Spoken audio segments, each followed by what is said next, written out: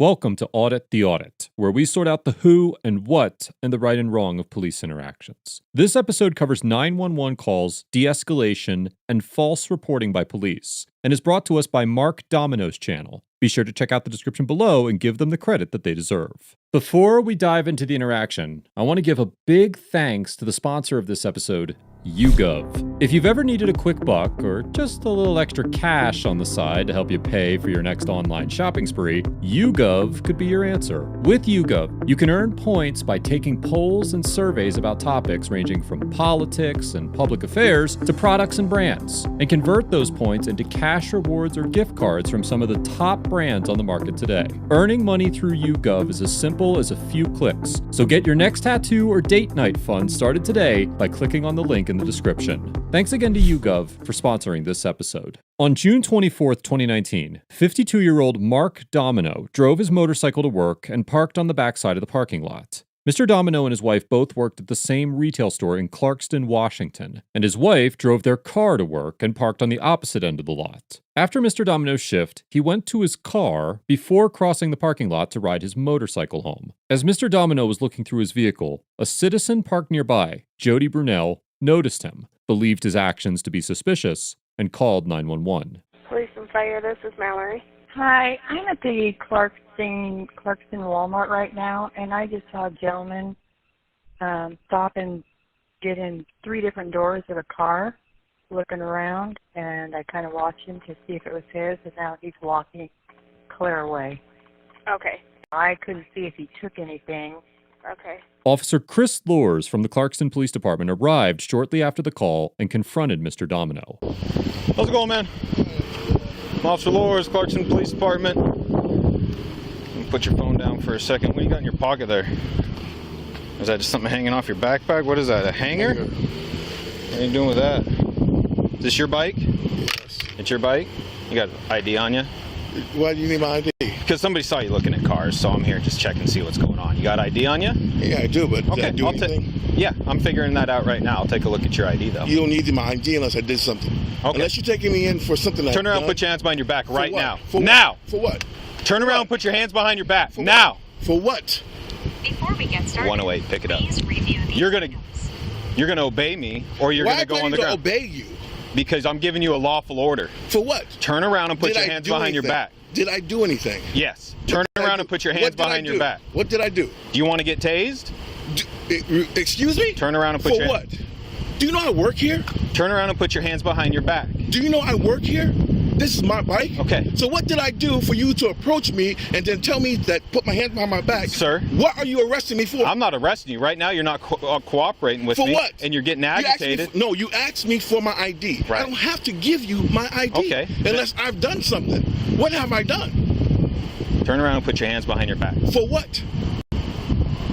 Are you arresting me? And for I'm- what I'm purpose? detaining you. Detaining me for what? Why are you detaining me? You're not even listening. What did I do for you to detain me? Turn around and put your hands behind your back. Was there a report that I stole something? Yes. There was a report that I stole something.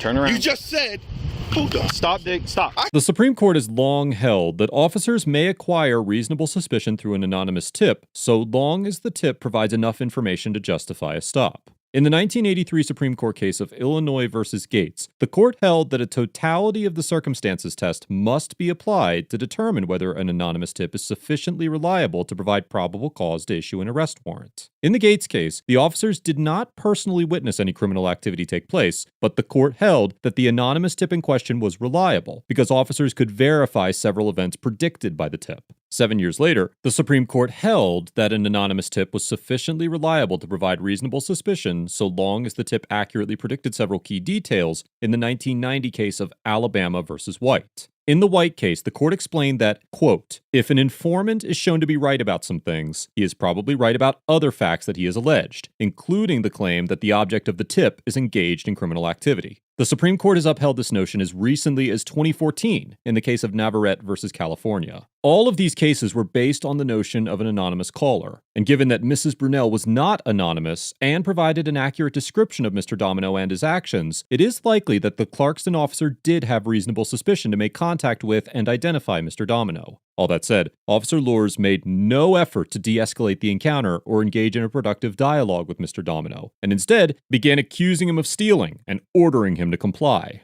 As Officer Loers reaches for Mr. Domino's hand, he resists, and a scuffle ensues, which results in Mr. Domino being tasered multiple times before eventually being subdued and placed into handcuffs. Once the officers place Mr. Domino into their patrol car, they search his bag and make contact with Mrs. Brunel. Are you Jody? Yeah. Okay. Do you have your ID with you? I do. I'm over here. Okay. I'm 214's mom. Okay. Is that the mail that you Yeah. saw? Okay. Can you get me video? Mail that came to this bike, everything that he did. He's an employee. We've got a witness that saw him going into cars, and we just fought and tased him. So Okay, bike right there. that bike, mail come to it. Where did he walk? Which cars? The car that he got into was clear on the other end. Okay. He kinda So you walked. saw one male walking from all the way over there, Clear over to here. and 'cause that's the male that we talked to. Yeah, I watched him. He Okay. got into 3 doors of that car, and then he just walked Okay. away and came clear over here. So Okay. I thought, well, that's not right. Okay. But Okay. the woman came Can over you and start looking at that for me? Yeah. Thank the you. woman came over and was Okay. kind of pissed, saying it was his On that car is jacket. registered with him. But Jude, you say it's your car. 19's on scene with the RP.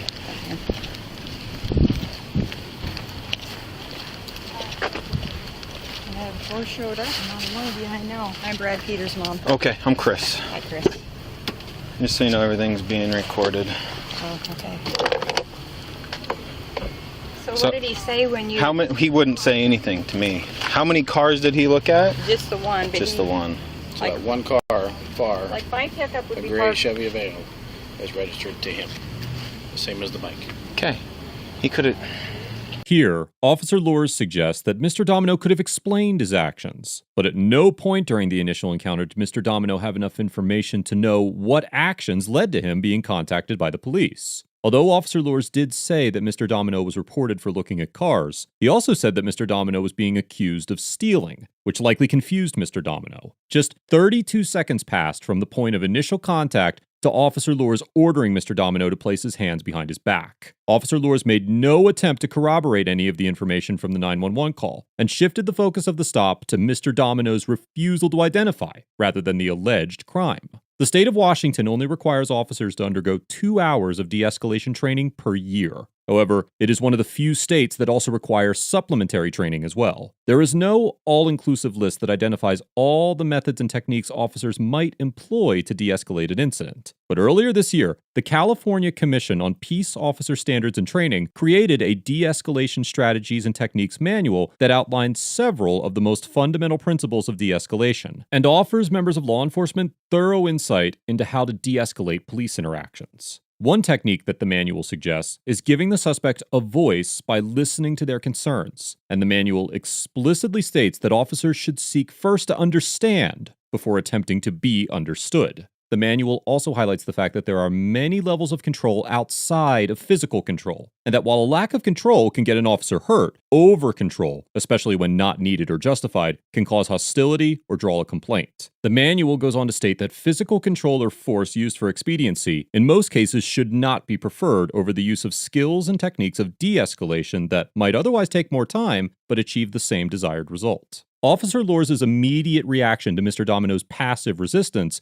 was to gain control by force, which ultimately evolved into a physical altercation. At no point did Officer Loers make an attempt to understand Mr. Domino's perspective or offer him the opportunity to explain his actions. If Officer Loers had taken the time to give context to why he was contacting Mr. Domino, then this interaction likely would have had a different outcome. Hey, Fern. So you saw him get into one car and then walk across Yeah, the parking so lot? say like my pickup was right Right. here. That car would have been right there facing me. So I put my card away, and when he walked down this way, he walked to the passenger side, got in that door, came around this way, got in the driver's Okay. door, then got in the back. And there was a car right next to him, so he's holding his keys, but he never used the key on anything. It was all unlocked. And then I couldn't tell if he grabbed anything. Okay. but then he just walked away down this aisle and then just headed straight over here. Okay. So yeah, that looks like a prowl. Right. Okay, let me get you a written statement form. If you could fill that out for me, I'd appreciate it. He just wouldn't talk to you? No, and then he started, like, he was just super agitated, I don't have to tell you my name. I'm like, listen, man, so right now you're being detained, and he got all jacked up, and so I'm like, okay, turn around and put your hands behind your back. I'm going to detain you. No. And then once Rabbit got here, he reached into his pocket real fast, and we went hands-on at that point and sort of danced around with him because he's a big dude like this for a while. And then finally he wrapped his arm around me, and I had my taser out already, and I tased him, and we took him down and finally got him cuffed, but we fought with him the whole time. So all he had to do was talk. Officer Lures recounts his version of events as if Mr. Domino was the aggressor during the confrontation. But let's compare Officer Lures' recollection of the event to what actually happened. He just wouldn't talk to you? No, and then he started, like, he was just super agitated. You got ID on you? Why do you need my ID? And I'm like, listen, man, so right now you're being detained. Did I do anything? Yeah, I'm figuring that out right now. I'll take a look at your ID, though. You don't need my ID unless I did something. And he got all jacked up, and so I'm like, okay, turn around and put your hands behind your back. I'm going to detain you. Okay. Unless you're taking me in for something like Turn around and put your hands behind your back right now. For now! What? For what? Turn around and put your hands behind your back now!